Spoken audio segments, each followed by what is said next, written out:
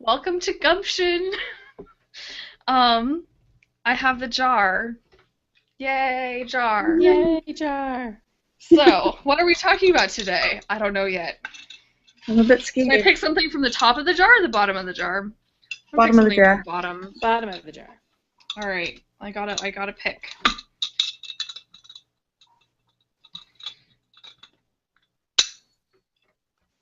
And the rest are locked safely away again for next time. Gods of Egypt. Oh, Oh that's my interesting. goodness. Gods I of think Egypt. this was originally supposed to be after we watched the movie. Is there a Oh, movie called Gods of Egypt? Yeah, it's actually not that terrible. I went and saw it with my little brother. It doesn't really have a whole lot of relevance to well, Egyptian mythology or anything. we should put that But one it back. wasn't a bad Unless you want to movie. talk about the Egyptian gods. Hmm? Do you We want to can talk about the we can Egyptian talk gods about or the the movie? Egyptian gods or the movie or both. I don't care. Okay, because Well, I I haven't just seen haven't the. seen the movie, so I can't offer anything about that. But let's look up Gods of Egypt. You're the resident looker-upper. You know what I find interesting about the gods of Egypt?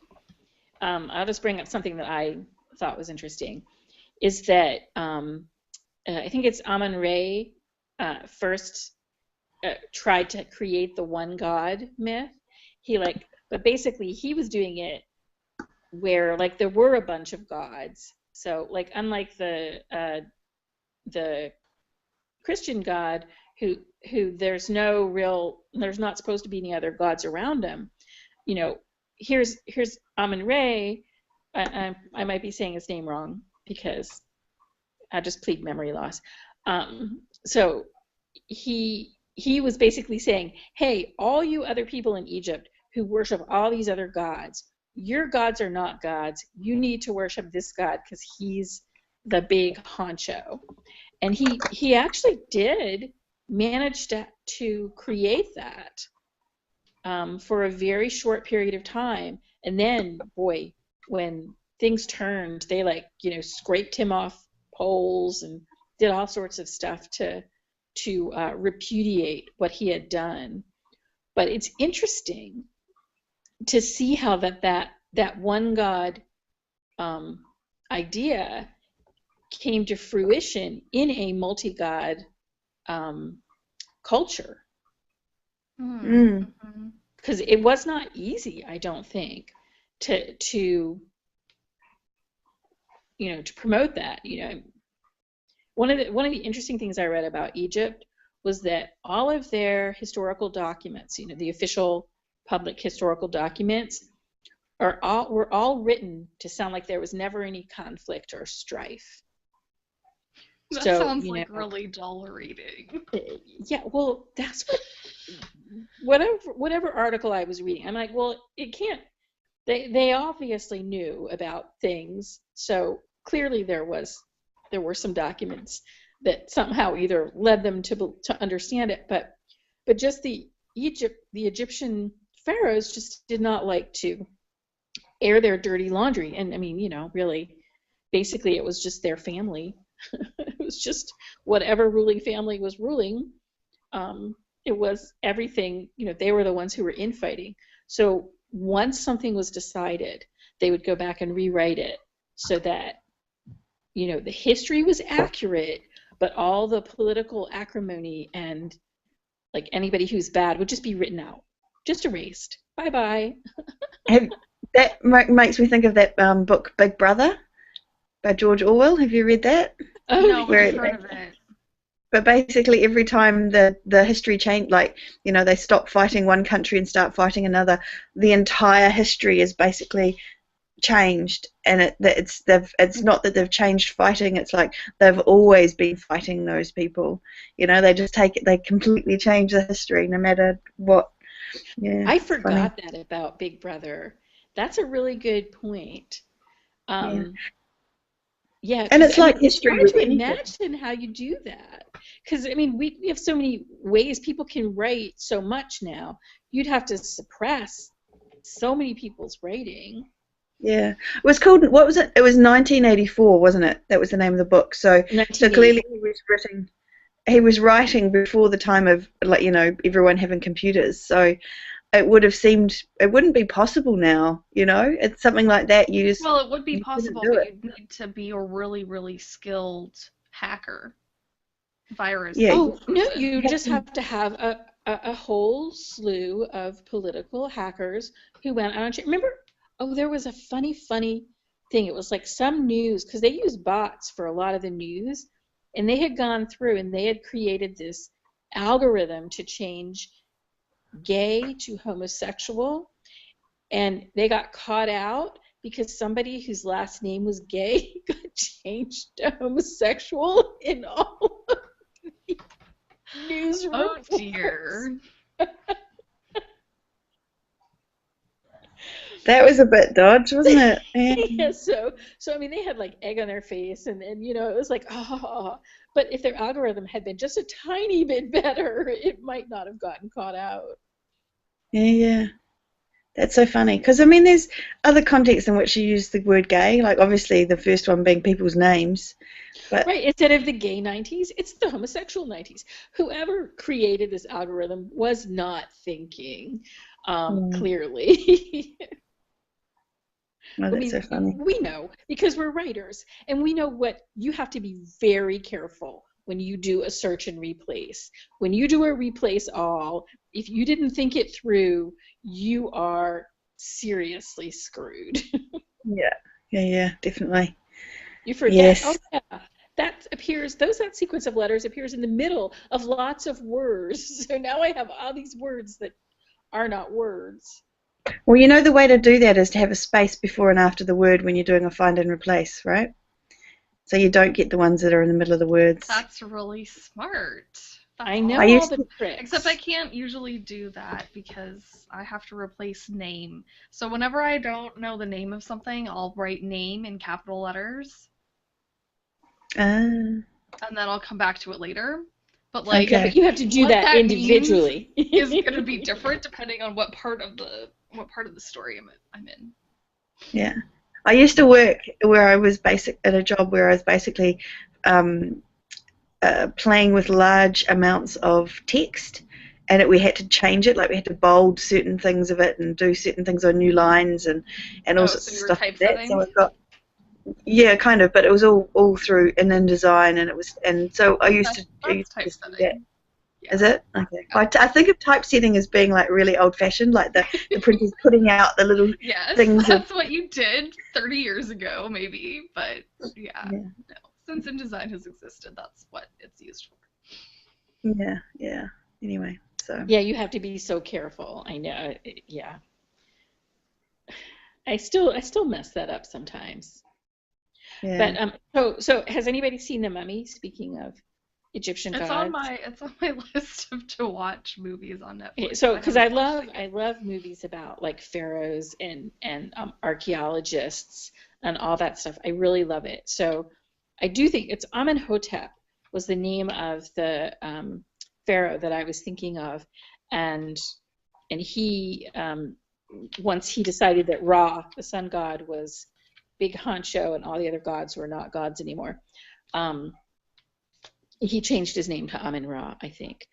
Um, Amin Ra sounds really familiar. That sounds like the baddie in some movie I've watched somewhere. Like I think he plays a part in the Mummy, the but I'm movie. not positive because Amarna I think is the buried city in the Mummy, and Amarna I think is the city that Amenhotep and his wife went to and turned into like the city of Ra. But I could get that completely wrong because I do because I it annoys me because there's so many pharaohs and pharaoh's sisters and pharaoh's brothers and they And were they all all have the same intermarrying. name. Well, they all start with the same name. I mean, different cultures name nomenclature really throws me, it, so I don't even know, like for the Chinese and I think the Indian people have a different nomenclature. I think, aren't the Indian people, aren't they maternal? Don't they follow the maternal line? I'm not sure. I can't remember. Or maybe the women follow the maternal and the men follow the paternal. But I'm just so fascinated with Egypt, but I can't keep anything straight except Cleopatra. Because she was like kind of at the end of Egypt. There are And some she was things I really- can keep straight, but like my sources are inaccurate because my sources are the magic flute, Yeah, you have which to have more Mozart than wrote as a joke. yeah, you have to have more than the mummy Mm. as your reference, and maybe that's my problem too. And when you say do- the mummy, have a- do you mean that movie with Brendan Fraser? yeah, the mummy, and whoever the woman was, I loved her. She was, I loved her. She Rachel, was, is it Rachel Weisz? yeah, maybe? yeah. I adore her. She's such a good actress. I haven't seen her in anything lately, but yeah, no, she was so good in that role because it's one of my favorite tropes is the Victorian spinsterish smart woman who is always looked down on by the men but is smarter than the men. And it should, by the end of that series, she'd gotten pretty kick-ass, although, of course, they had to kill her. And I'm sorry for anybody who hasn't seen the movies. I didn't say that. I erased that. Did they kill her? When did they kill her? What? Not in the first No. one. Yeah. No, not in the first one. No. And they do bring her back to life, so. Again, that's probably another spoiler. Oh, well, whatever. It wasn't We're that gonna good. it's a very old movie. It's not like, if you're going to watch it, you're going to watch it by now, surely. Yeah, that's true. But I mean, I really, that first movie I really liked because she was like the quintessential character who I always love in those kind of stories. She's very smart. She's a little clumsy. She's very plucky. She's not about to let any man tell her what to do, but she's not totally stupid. It's like sometimes they play that role, then the woman is like always getting herself into trouble and not able to save herself. And she was not that role. So I was happy. Have you read those books by Gail Carriger? Have you read those ones? Soulless and No, they're but very, I've other one, but I haven't read Solace in those yet. they're good. You should read I them. have read books by Gail Carriger, but I Soulless read doesn't sound Etiquette and familiar. Espionage. They're called, I'm pretty sure it's like Soulless, Heartless, because Yeah, she's basically, Soulless she's got Are no they soul. Egyptian? Are they based on No, Egyptian it's stuff? Or? it's the Victorian angle that I'm going with here because you're talking about how you like the plucky Victorian character, and that's her. Yeah. She's basically Well, a and plucky Etiquette and Victorian Espionage character. is steampunk, so that fits. Oh, okay, Yeah. right. It's there's about- something I It's like about her, a and that's what I finishing was thinking school, at first. like a Victorian-style finishing school, except that they teach you how to be spies and like assassins at finishing school. Okay, well, That's yes, that really definitely awesome. sounds like more books that I need to check out by her because I do like her, and that is kind of the role, the Victorian person, and I think the reason that there's a lot of crossover between the Victorians and the Egyptologists, because It's basically that's when all of the Victorians went over there Egyptology and, was like, being really researched stole really thoroughly. everything and brought it to the London Museum. Yeah. Yeah. Yeah, you should Wasn't send your son to go pick you up some books from the library, I should. because that's a thing you can do and avoid. Right. Instead of screen time, I can do real paper time. So, Trudy, do you have like a basic structure of the Egyptian gods for those Okay, of us who don't know anything You're, except from popular I was hits? going to talk about so the reason I like Egyptian stuff is the symbols because I'm all about the symbols. I love so my favorite story is when I went to Turkey and I learned about when they were is having the fish. They used to have the people, if you were Christian, they would put the fish on the palm of their hands as a secret symbol to other Christians, and that was something that was in so clearly they weren't allowed to be Christian, and I don't know when that is because I don't think it was that big a deal, but so the idea of secret symbols was always kind of something like it was like a secret cult or a secret thing for me. But so the Egyptians have all these really cool symbols that they use, like we kind of know that the Eye of Horus is one that we've kind of I've seen in the movies. It's just like a big Yeah. eye with a cubey thing down the bottom, and all the different ones, and then how they cracked the symbols and finally figured out what they all meant and how they interact. I mean, that's kind of cool. Imagine being the person coming in and figuring out what they all meant, and how they. Oh, there's the ankh. I recognise the ankh as well. Have you seen Anyway. the Rosetta Stone? No, where is it? Where is it? Because Yeah, I think I know I've seen a I replica saw it. of I it. either saw it in London or Paris. I can't remember where. It might be in the Louvre in Paris, but I think it moves around too. And it was so cool, but it was so small. This is my complaint about everything. The Mona Lisa, everything I go to I'm see. getting results for It's like, like what? Rosetta Stone, the language These are thing. so cool. Yeah, well, now you're getting the education stuff. But it's not very big, and it's really interesting because it's all black, and for years people thought it was actually a black stone, and then they finally realized, well, I mean, obviously the people who first found it knew this. It's just because people had been rubbing on it with ink for so long to make copies that they had turned the Oh, stone black, and it's actually kind of, stone colored. oh wow. But it's really, So it was it found. was It very was found profound. So it was found in Egypt in 17. 1799, which is Yeah. right Right as the Victorians were before the getting cool. right before the Victorian period. And it was found in Memphis, Egypt. Memphis, Egypt. It was written And in does it have 3 or 4 languages on it? three. So it has languages. ancient Egyptian hieroglyphs. It has a Demotic script, and then it has ancient Greek. And it was because of the ancient Greek that they could figure it out, Hmm. because they had access to other Greek texts. Like the Bible. Yeah. It's kind of amazing to think that there's just that one thing that became the clue, how they figured it out. Because, they've been working on the Mayan language for a long time, and they still don't have that one deciphered. So, I mean, finding it, Well, and I think my dad was talking about how there's something, they found something similar to the Rosetta Stone in outside of Rome that has Etruscan on it. And so they're trying to cool. figure it out. Yeah.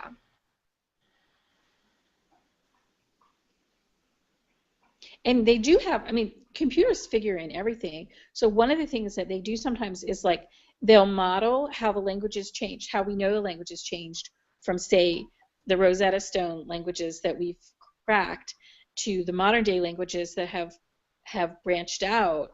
And then they'll do a backward looking at these languages to try and figure out where they came from, like which languages. And there's actually a huge tree of language families, but it changes a lot because, once you get past the written stuff that we've already interpreted, it really is all models going backward. Yeah. But they can test things like, what languages share what words for mother and father, like some of the words that we all use, like mother and father and water and sky, sister and brother. And that helps them pin it down to the languages that are close, which I think is really cool. But, it's too detailed for me. My mind would get bored. I need to make stories. And you're not allowed to make stories when you're trying to really figure out what happened. I know. Isn't it a bummer? You're not allowed to make stories when it comes to history. Although they do. Actually, history is full of stories because they create the stories, and it's always from the perspective. As much as people like to think that they're being dispassionate and logical or whatever, they always do things from their own perspective. So history has often been from the male perspective. And well, and it's not just history; it's scientific reports as well. I get annoyed at people who are like, "You have to be more objective in your language." I'm like, I can be more objective in my language, but that doesn't mean what I'm saying is any more objective. What I'm saying is still going to be from my perspective. Oh, I think my phone just went into lower battery mode, so that's why my picture's showing. Sorry. Oh, I didn't even notice. So we've Oh, got a maybe. goddess. Be turning our piece of paper that says what we're talking about into our copy. But I really love the Greek gods. I love, I mean, the Egyptian, I love the Greek gods too, but I love the Egyptian gods because I feel like they're the first, like we know people actually worshiped them and, did little ceremonies to them and sacrifices to them. And they're actually one of the best recorded. The Greeks are well recorded too, but the Egyptians are the old. And again, I don't know enough about the I Chinese think the culture. Egyptian gods are more uh respectful. Primal. No, I'm just thinking like all of the stories about the Greek gods being promiscuous and stuff. But the Greek, I mean, I don't know about Egyptian gods because I've never studied them properly, but from what I know in the movies, this is my reference point, I'm just warning you now, but they always seem to be kind of like avenging gods. They're always the kind of bad ones who are coming back from the dead, who are kind of rising to... More authoritative and less relationship based. More, you will That's a do what really I say interesting because I'm the psycho. point. I mean, because Whereas I get... they're all related. They just stole them from each other and renamed them and gave them new birthplaces. But somehow the Greek gods seem a bit more pleasure-loving, whereas the Egyptian ones just seem to be like really... They're more like, let's get stuff done. Or yeah, but also more aggressive and violent. There's the whole sacrificial aspect, like you sacrificed people to them rather than just whatever, goats and animals. I see what you're saying. Well, and so I think they're a a lot little of bit the more Greek, primitive. the ancient Greeks, I think, Maybe tended to have parties to like celebrate their gods, where I think the Egyptians didn't. they took them a bit more seriously and they're a bit more afraid of them, perhaps. Yeah. Well, I think when the Egyptians were, and one of the things I'm curious about is if maybe in the Egyptian culture is where we switched over from more of a woman-powered, a woman-centered power to a male-centered power, because there are huge temples and the whole life is built around your gods. That's why I was wondering if Trudy had found something that gives a list of like the Egyptian. I do have something up here, but it's not very easy to... I have to click on each of the things. I can list off some of the gods for you, but... Because, like... But you're saying that the Egyptians turned it from being woman-centric to being male-centric. Is that right? Yeah, so it's quite... What I'm saying. It does feel quite male-centric. But it would have been before they started writing things down, I think. It's because what I was talking about of the way they like to erase people. So there is an actual female pharaoh who got erased, and I'm forgetting what her name is. But she has a really interesting story because for a really long time, they thought she was a man. And then when they started combing through all the stories, they're like, well, that doesn't make any sense. And then now they think that she was a woman. She was a pharaoh's wife, sister, mother. I mean, because really, those people, you could have all those relationships in one relationship.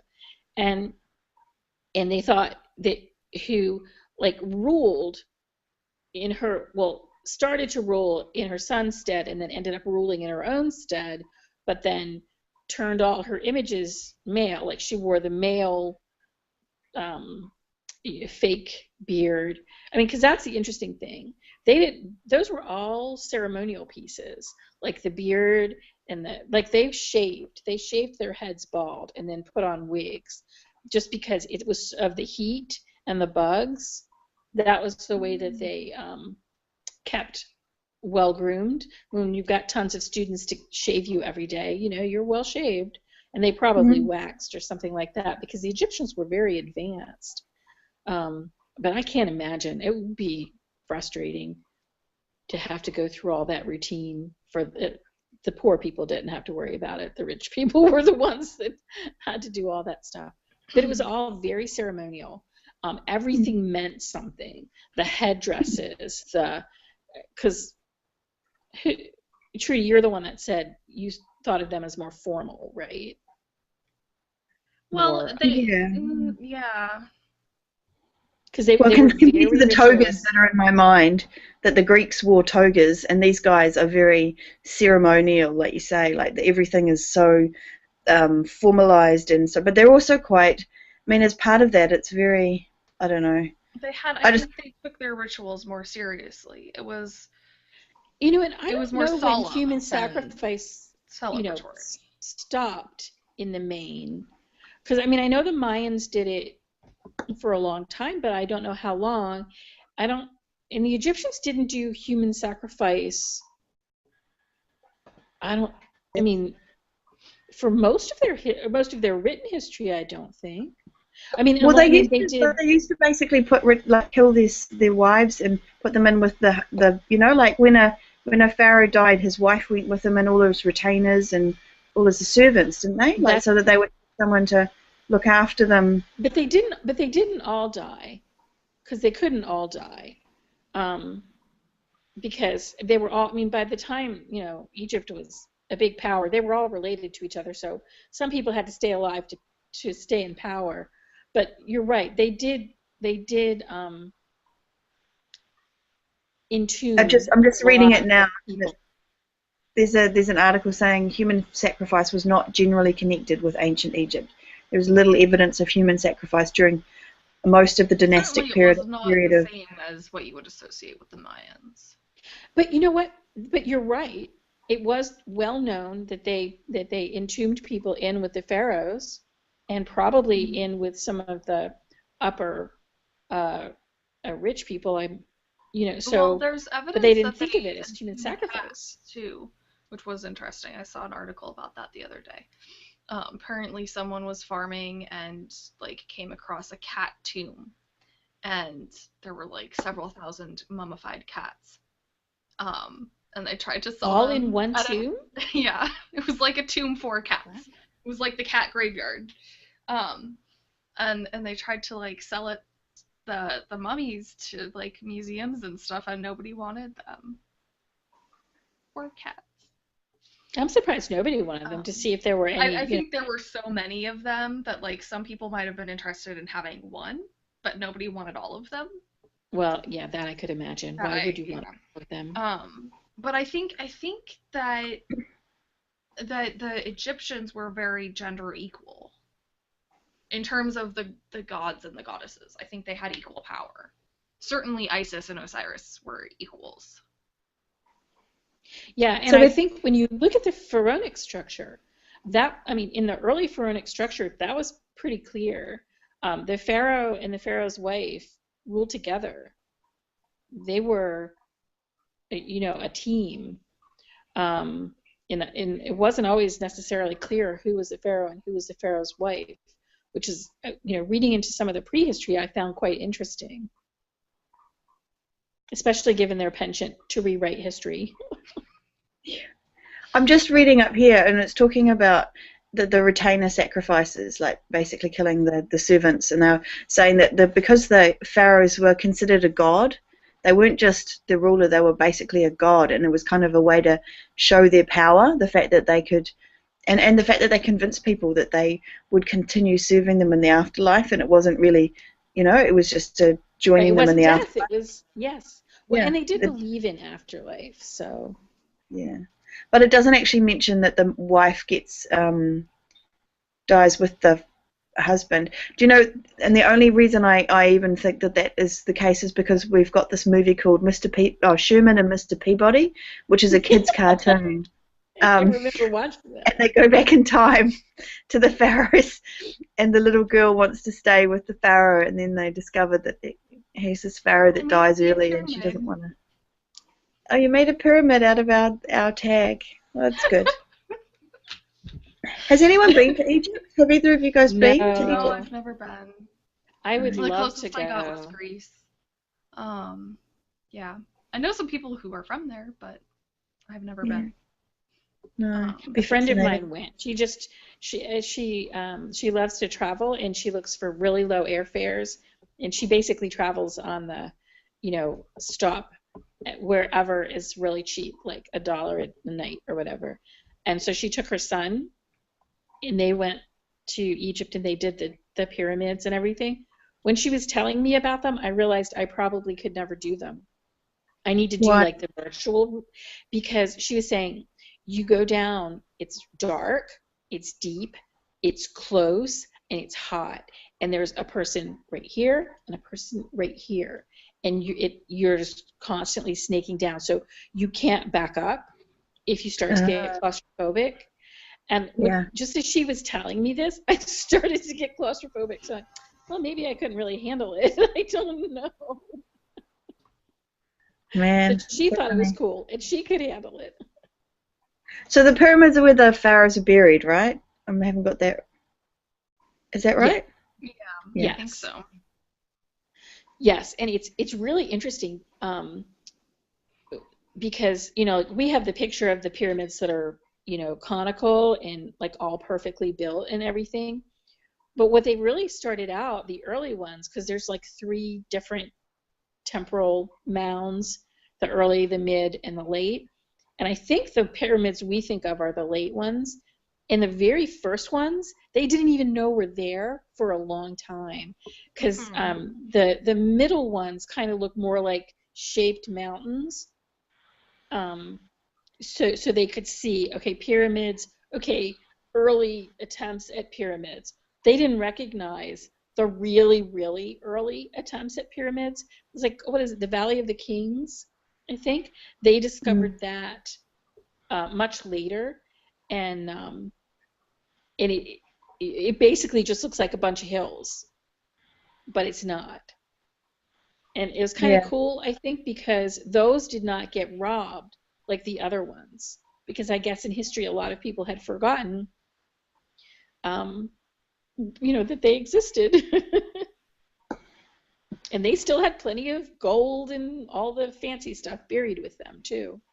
Yeah. They took all they could. Okay, I'm But looking it's up women in ancient Egypt. Yeah, you know what? She still didn't have that much rights. It was still It's a time. saying a fiction that was considered the norm in ancient Egypt. So they were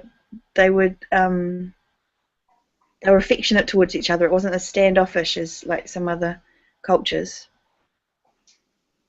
Yeah, and they also had Egypt. really interesting like marriage customs. So like if a family was like had owned all the bakeries in the neighborhood, they would marry siblings to each other to keep the business in the family so that they wouldn't have to split the property. But then the siblings would like not sleep with each other. They would have affairs to have kids. Okay. That makes me So feel like better. marriage, the marriage and the sex Yeah, well, were not aligned. The pharaohs definitely had kids with their siblings and their parents and their children. Oh my God. That freaks me Well, they were out. trying to preserve those. Okay, look, They they're were trying trying to to preserve the preserve bloodline. those special genes. And, well, they didn't call them genes. They didn't know about genes. And Yeah, that trying to actually preserve matters the a lot in bloodline. my Evertwix world. So I'm glad they did that. No, we still don't do it. I gave them a reason for doing that. That wasn't just creepy weird. Oh, good. I'm Egypt sure they treated had its a women reason that they didn't think was creepy weird. It was all about power. superior to everyone else. Yeah. Well, And they I didn't mean, want to they really dilute their thought they were blood. gods. Hmm. So they didn't want to dilute their god blood. Imagine feeling like you were a god. Imagine being so completely, like, how would you act? Would you be like a normal person? Like, would you have fears No. and... Well, you wouldn't admit you had fears. But I mean, even Well, the but if you think gods you have a had god, then fears. you're not afraid of dying because you're just gonna go to the afterlife and everything's gonna be grand and wonderful. So I think they were a whole lot more nonchalant about it. Yeah. Well, they wanted what they wanted. They thought they should have what they wanted, I think, was really clear. So, but you know, if you kept your eyes open and you looked around, you had to kind of start wondering if they were really gods or not. Because they didn't always get what they wanted. If they weren't the strongest, someone else would come replace them and then rewrite the history. So they It's were quite the a violent... Maybe that's what it is. It's quite violent, that culture. Like, they just were like, if you're not strong enough, if you're not godlike enough, you're just not going to make it. You have to be Well, the so. Egyptians were conquerors. I mean, basically everything they had, the gold and the jewels, they basically conquered Africa for. So they enslaved the African tribes and turned them into people who worked to get the mine, get the jewels and the gems and the gold out of the mines. So they had that mindset.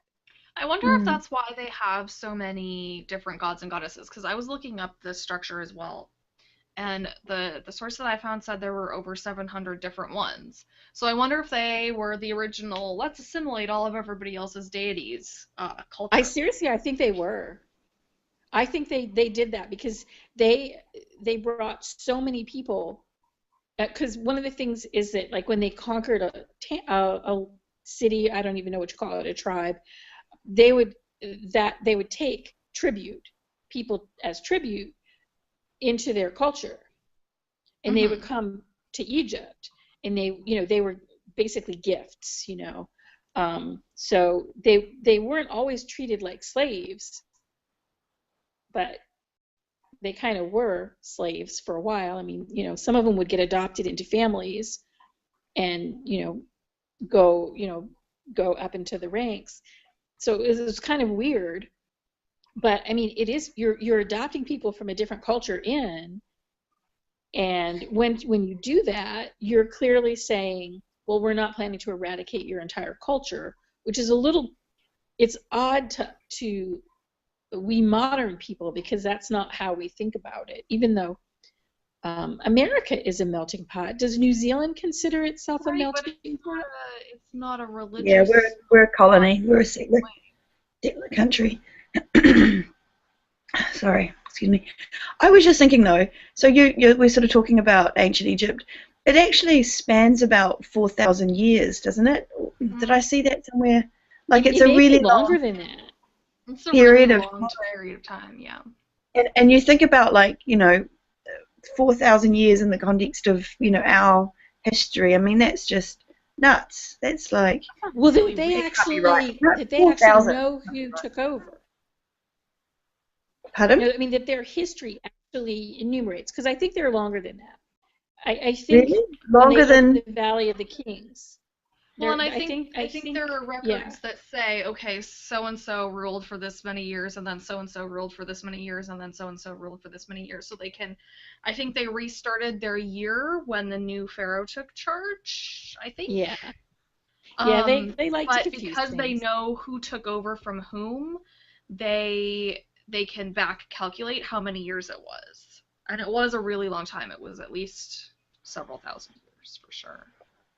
So it says it's one of the longest lasting civilizations in world history, from between 3000 BC and 1000 BC. So yeah, 4,000. No. 2,000. That's 2,000. 3 minus 1 is 2. No, that's 4,000. Because 3,000 BC is 1. This is not going to AD. This is going to BC, right? No, 3,000. Oh no, but it went later than that. It went to He was crowned 332 BC.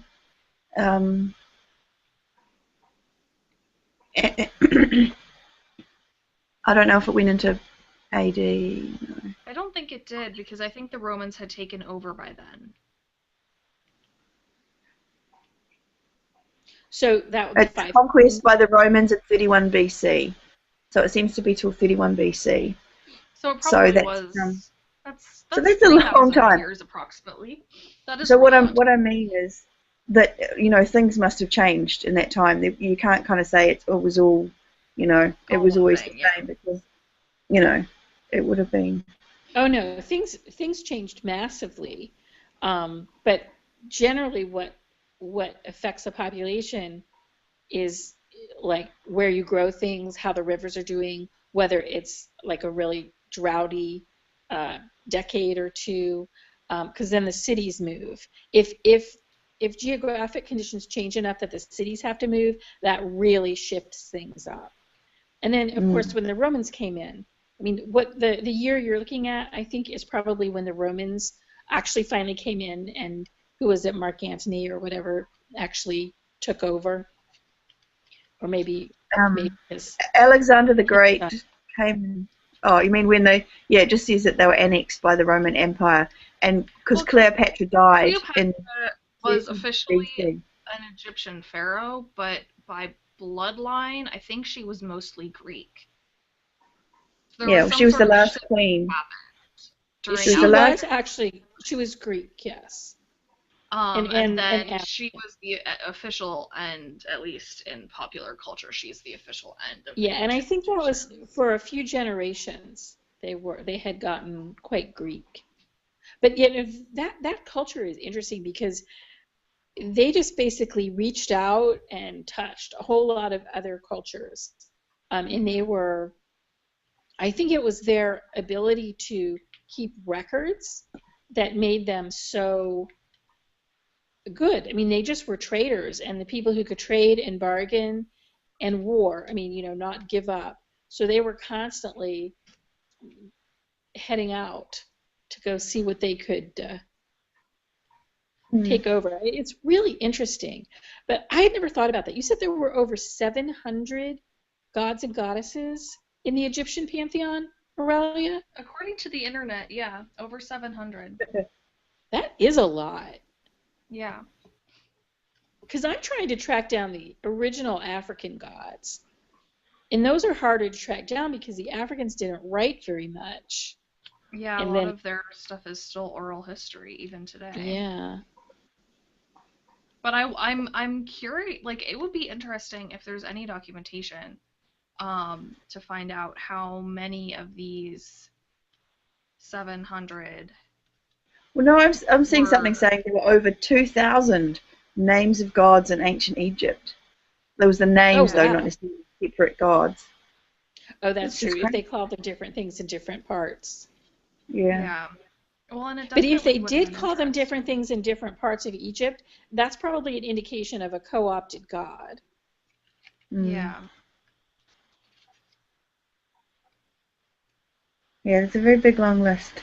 I mean, because the Greeks and Romans, I mean, basically the Romans co-opted the Greek gods and renamed them. Yeah. Yeah. They didn't, I mean, they were so lazy, they didn't even give them different attributes. They just renamed them.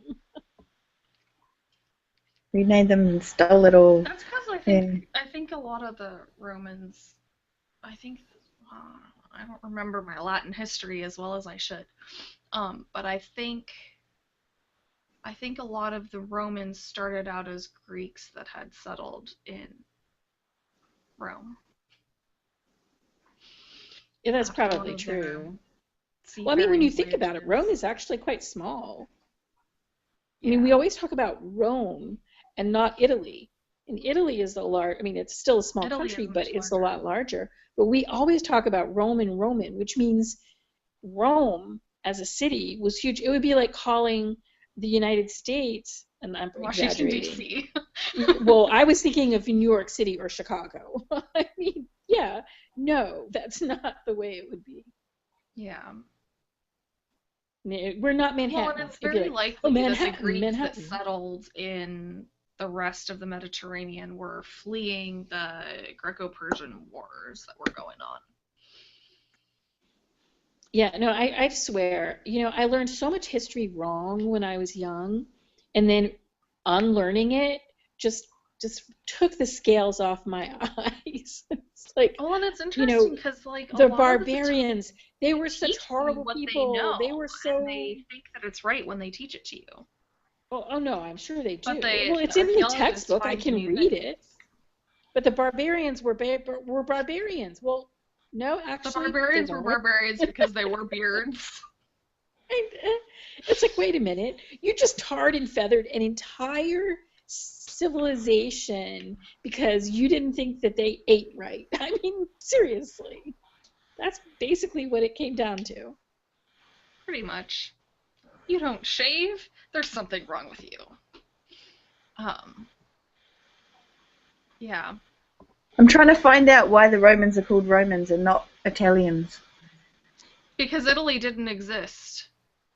But was it called Rome, that area, or did Rome they not have? Rome exists as Rome.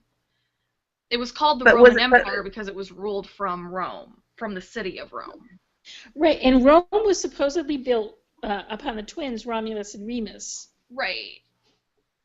So Right. those are gods, right? Or are they children of No, gods or they're half people. They're gods or people who were raised by a wolf The and son then of the gods Mars. uh, Romulus were was the founder of Rome. Romulus and his twin brother Remus were the sons of the god Mars. When they were very young, they were abandoned by the banks of the river Tiber and left to fend for themselves. and I think they were Luckily for them, they were found by a she-wolf who took demigods and pity on not them and gods. them. Like I think they were half human. Well, they're not gods. They would be demigods if they were, because they probably had a human mother. They probably got elevated to god status like later. Yeah, but Italy didn't exist as we think of Italy until like very recently, like maybe 1,000 years ago at most.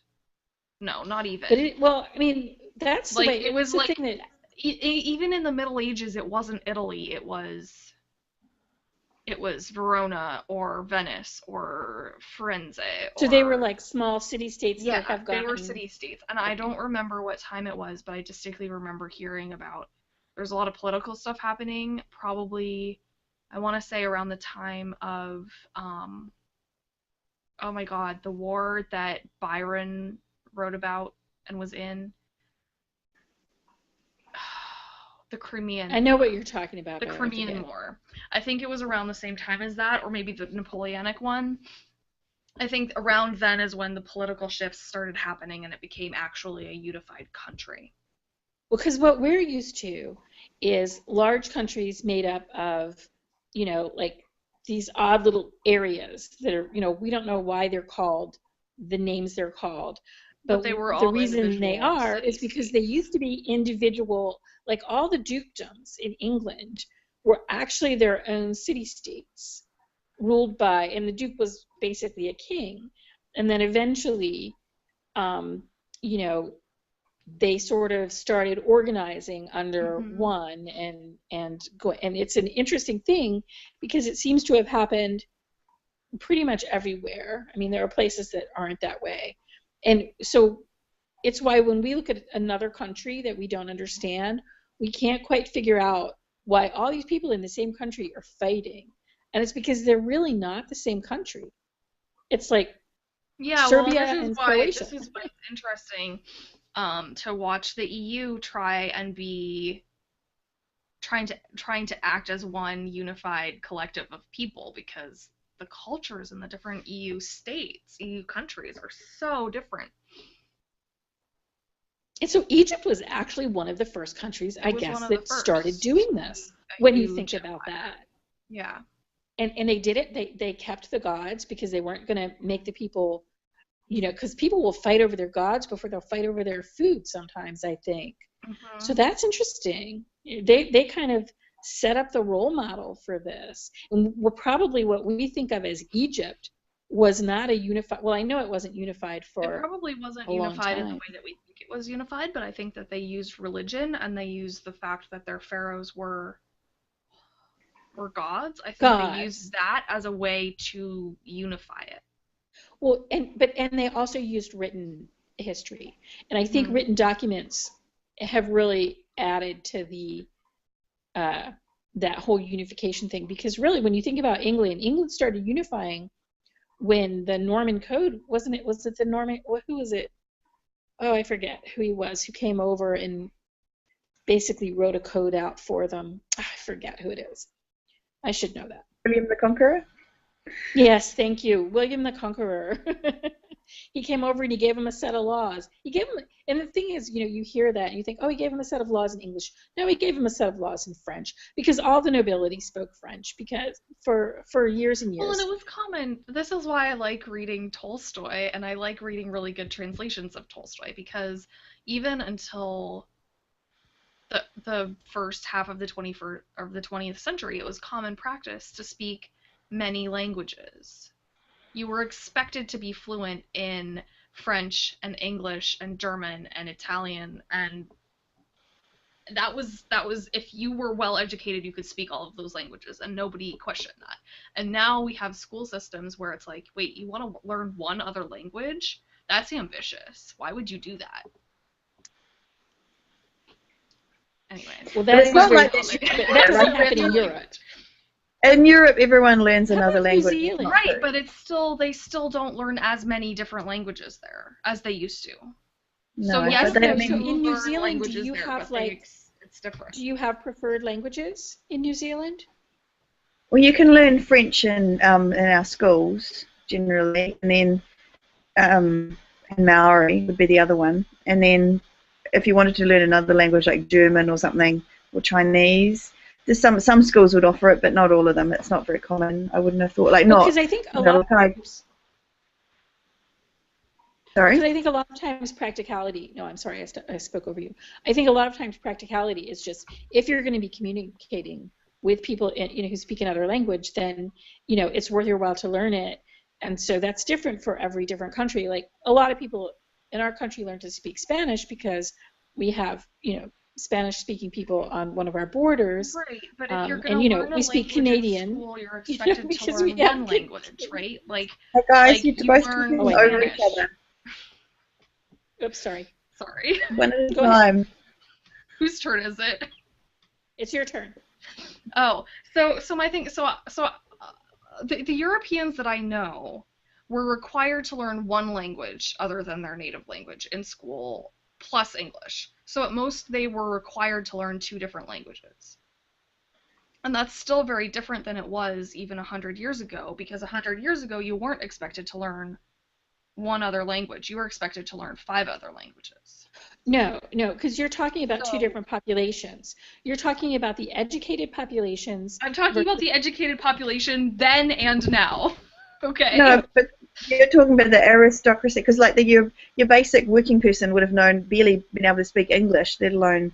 You're talking about like the I'm aristocracy. talking about the highly small. educated intellectuals, some of whom are aristocracy and some of whom were not aristocracy, but if you wanted to be a part of the bourgeois, you also had to learn that many languages.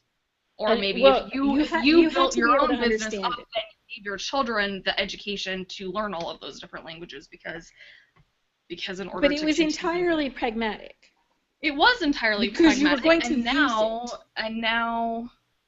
And now we know we're not going to use it. I don't So we know don't learn it. I think that's an assumption. People assume that they're never going to Yes. need it, and so they don't No, bother it to is an learn it. assumption. And that, personally, I find that a very arrogant assumption.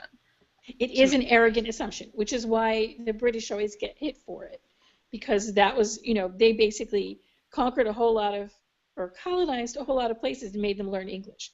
Yes. No, it's definitely a lazy and arrogant assumption, because the more languages go out of knowledge, the less we can, decipher old Well, and I also documents. think it hinders your ability to think in open-minded ways, because there are ways of expressing ideas in other languages that you can't do in your own, and so it broadens your ability to think about things. Right, but most people are not attempting to be more open-minded. They're attempting to be more closed-minded. I mean, that's just human nature. Why? I sort of agree with you. I wish that my parents had, exposed me to a lot of other languages. And every so often I think about getting Rosetta Stone. Have either of you tried Rosetta Stone? Does it work? It's awesome. It works. Yeah. It's like immersion. I might do that. There's an app called Duolingo that I use. Oh, and yeah, I like I'm Duolingo using too. French. So if you want to learn languages, you should start with something like Duolingo because it's free. And it's not immersion, so it's sort of immersion, but you translate things as well.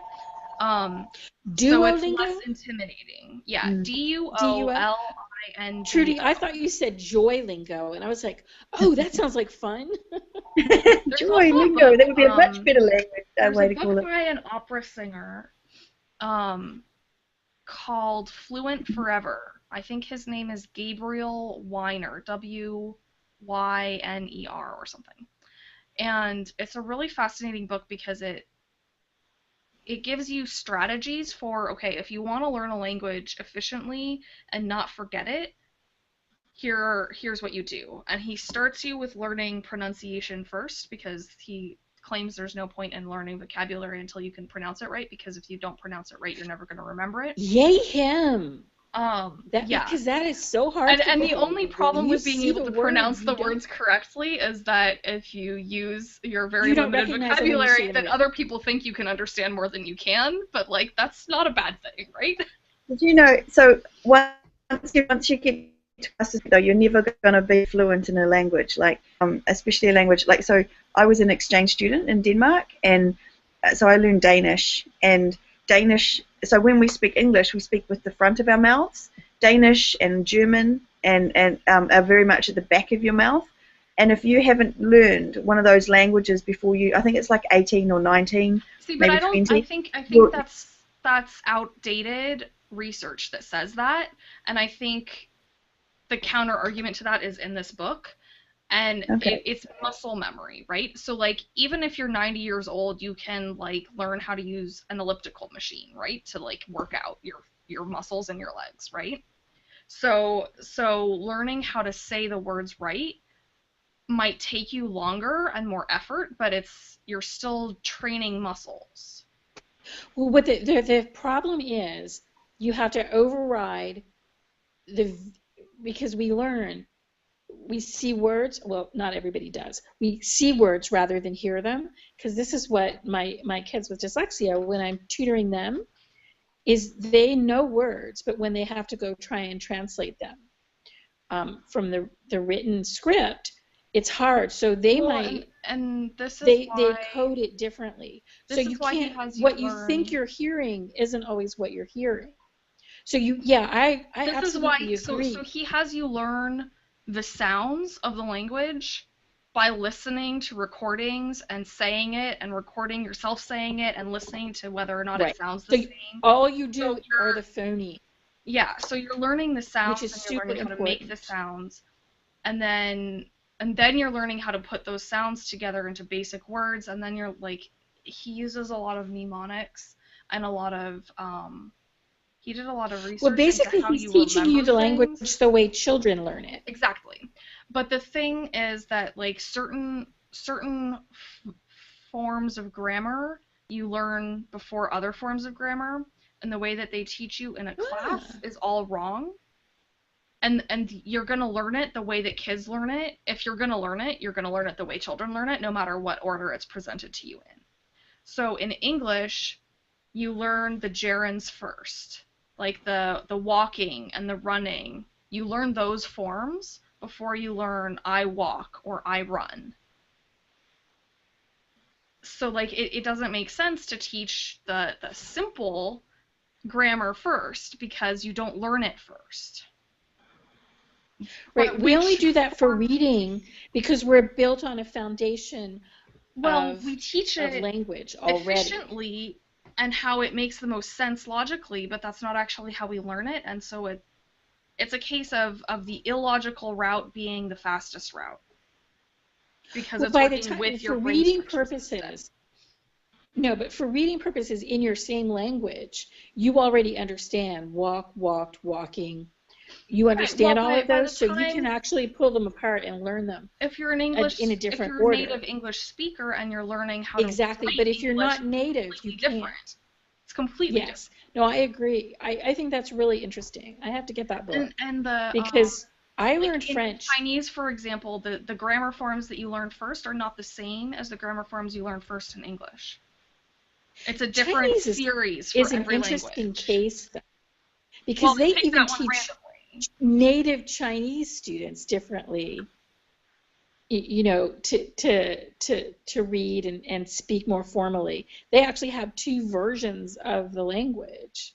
Well, they have more than that. They have a lot of No, dialects. no, I don't mean dialects. I mean versions. They have a simplified version they teach children to read before they get to the more complex. And a lot of people never learn the more complex form. Right. So that would, but when you're learning how to put sentences together, the verb forms that you use first are different than the verb forms you would use first when you're first learning how to put a sentence together in English. And I mean Oh, when you're learning definitely. how to speak when you're a toddler.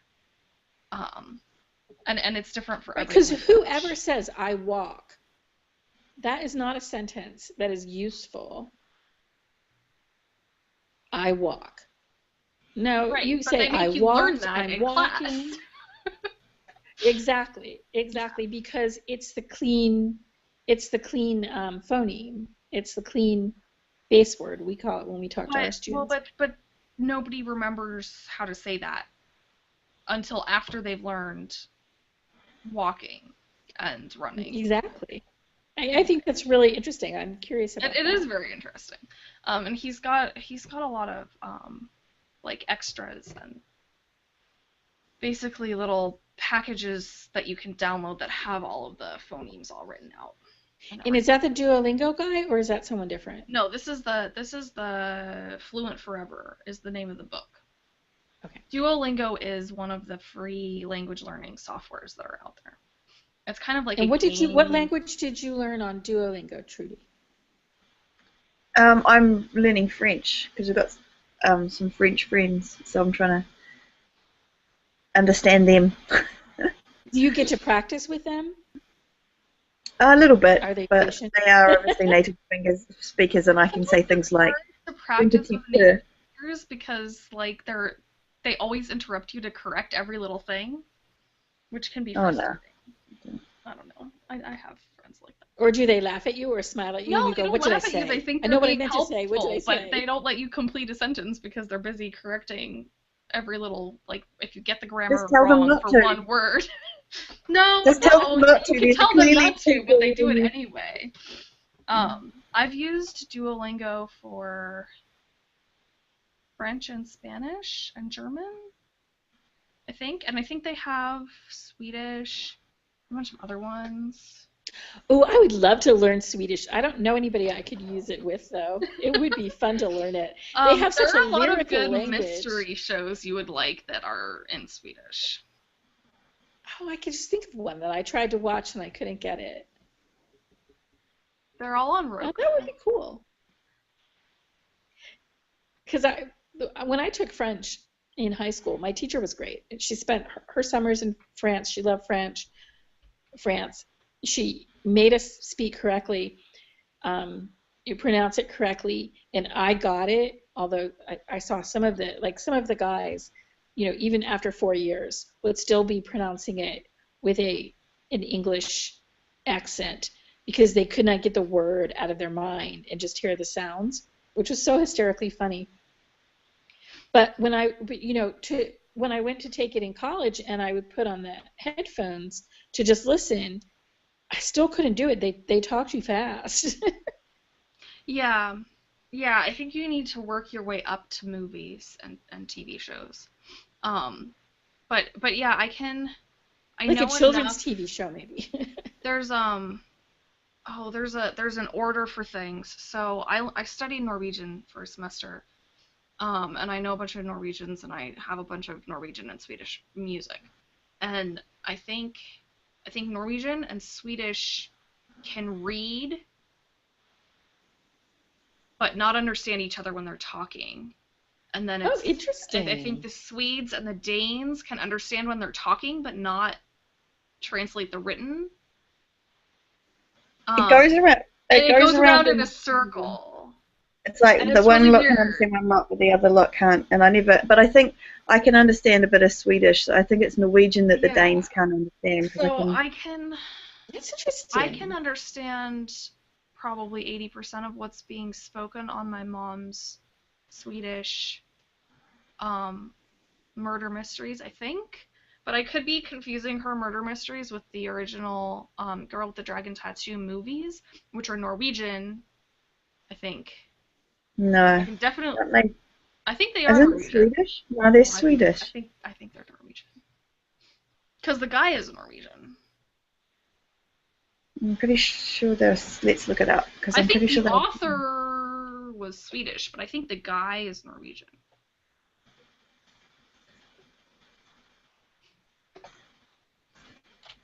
Um, Mikael Blomkvist didn't say what he is. Anyway, Swedish author. So he's a Swedish author. I think it is a Swedish author, but I think the movies